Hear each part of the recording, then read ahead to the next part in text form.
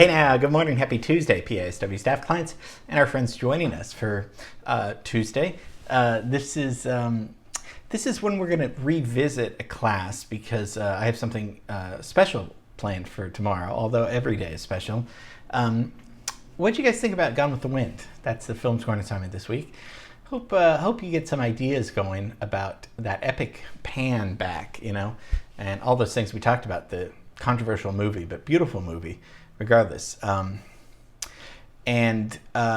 tomorrow I want to talk about a composer, but I was thinking we'd do a review on musicals, just because that's part of music history.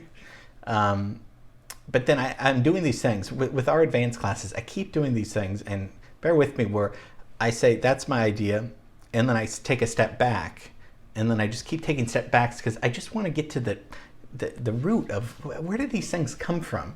So I thought about doing a musical, and then I was like, well, where do musicals come from? This is what keeps me up all night, thinking of you guys. So I want to review the Ziegfeld Follies class because we looked at Florenz Ziegfeld. Now, this isn't the most, exciting musical, they were musical reviews, as we're going to take a look at. So I get that the thing is nobody's going to go and see a show like this now because, there aren't. And this was pre-musical, before the storybook, right? Before the George M. Cohan started writing book musicals. Richard Rodgers, all those great guys that we got to, Jerome Kern. So this is pre that. But then tomorrow I want to go even pre-Broadway stage because we talked a little bit about how Gilbert and Sullivan and people writing operas and operettas, how that sort of jumped over to people on stage singing, but not long staged opera works, shorter songs. So tomorrow we're going to talk about Offenbach, and that'll be our advanced class, because Offenbach was one of the early songwriters? I don't know. But for now, let's take a look at the genius of Florenz Ziegfeld. And really the Broadway musical starts with Ziegfeld because, 1900s is when he was doing all these things. And so he transformed the Broadway musical. And then tomorrow we're just going to take a step back about how did we get to the Broadway musical. Okay, deal? Okay, so let's look at the Ziegfeld Follies.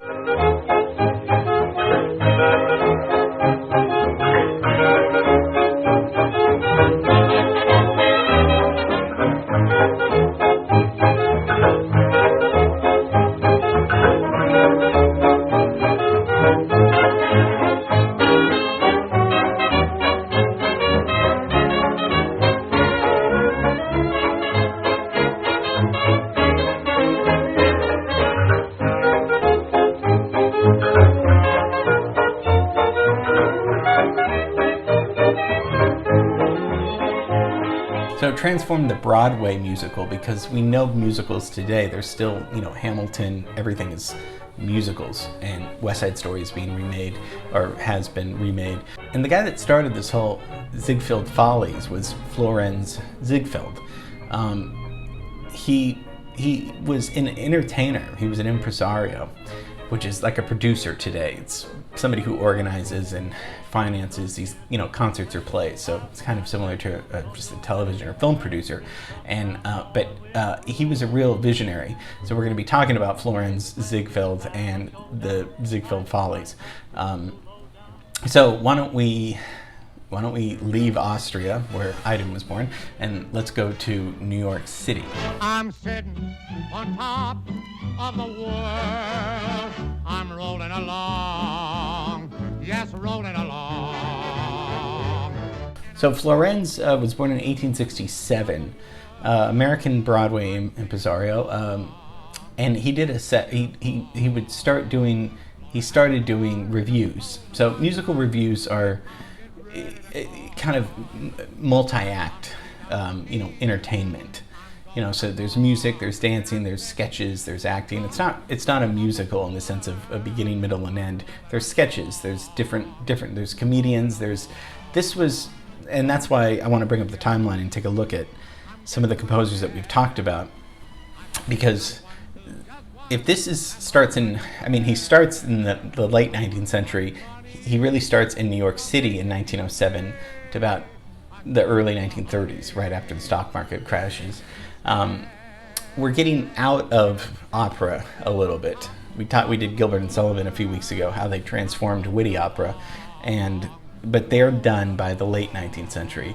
He's coming in, and what's going on in the 1900s? Well, we have blues music, we have Scott Joplin's ragtime, and we have a lot of what? We have Ellis Island. We have a lot of immigrants coming, and New York was a melting pot for immigrants, Jewish, Italian, Irish, and they would like to go, these people would like to go see themselves on stage. And so a lot of times, and that's the beauty of this country, is the diversity, of course, of going to see. And so these shows, these reviews that Ziegfeld would put on, incorporated, I mean, he wasn't looking for diversity necessarily, he was just using the people around them. So he was very much into, doing these reviews.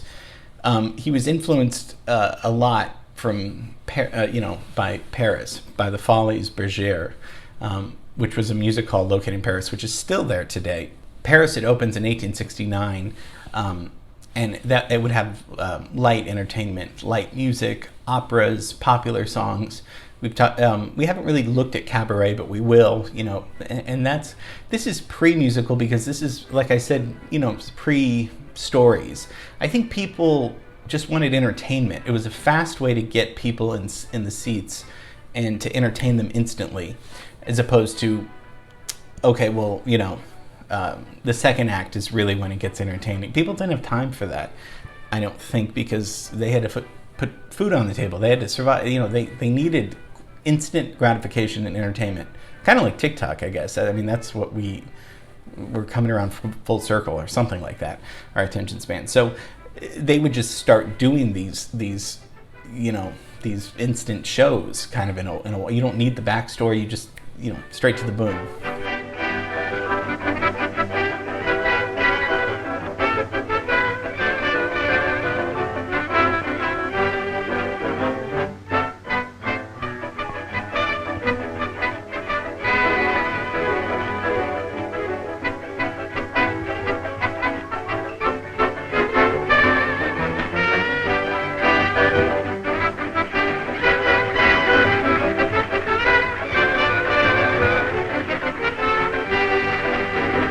So Ziegfeld was very popular for glorifying the American girl. So although he took influence from Paris and stuff, this was truly an American thing.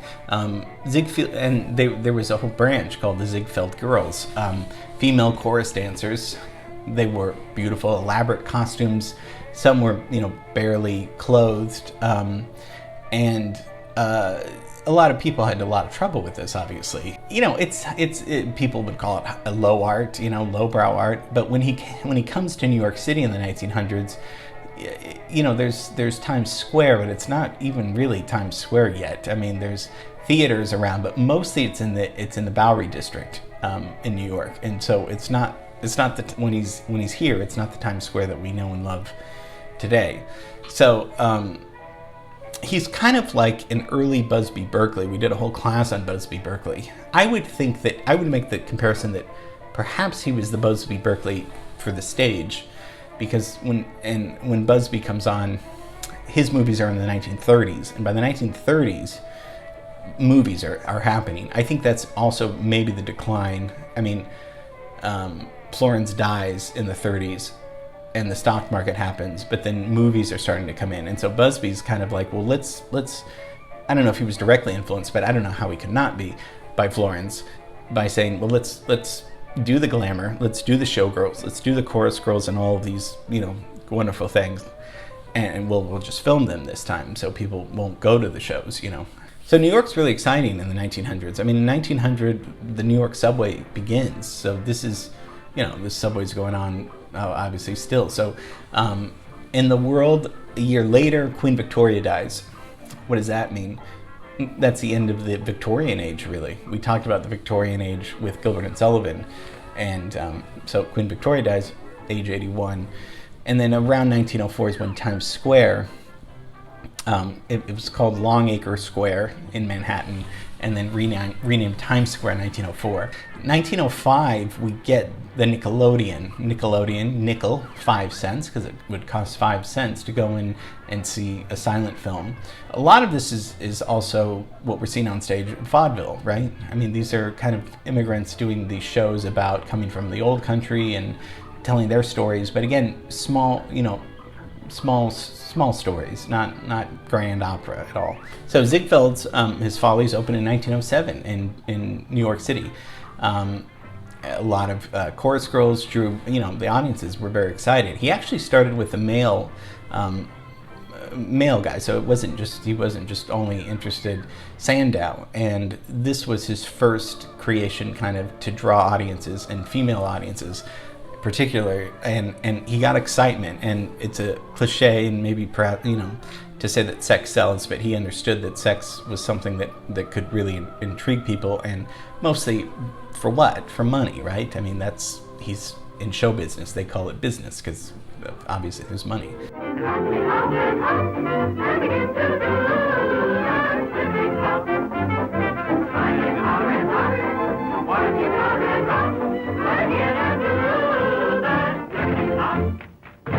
As we're looking, I mean, it's just these elaborate dances, the choreography. It's a delightful part of history. The showgirls were really paid very well, and they worked extremely hard.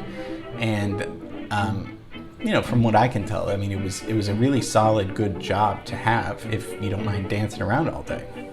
So a typical show, Ziegfeld show, would be, just not a few women, about 120 women. He would look at about 3,000 a year or so. And so during the show, there'd be 5 or 6 costume changes.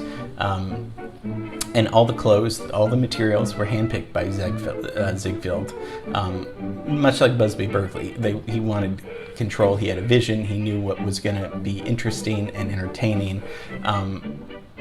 And so these chorus girls became the Ziegfeld girls. And he wanted them to be viewed as something beautiful. So a lot of the music, so we haven't done a class on Irving Berlin, but one of the greatest songwriters, composers, did White Christmas. I mean, so he's writing music for these revues. Oscar Hammerstein is writing lyrics for these things. Jerome Kern, who I want to talk about at another class, is doing these things. George M. Cohen, who did Yankee Doodle Dandy, is he's starting to be influenced by what they're doing on stage, but he's gonna do the book musical. We talked about him being kind of the first to, so he's gonna take entertainment on stage, but make it into a more cohesive Broadway show musical, because Ziegfeld was just, I think, interested in quick entertainment. That's just a brief little flavor of Florenz Ziegfeld. Thought he deserved a class. I mean, this is part of early American entertainment, and would go on to change the musical, would go on to, influence movies.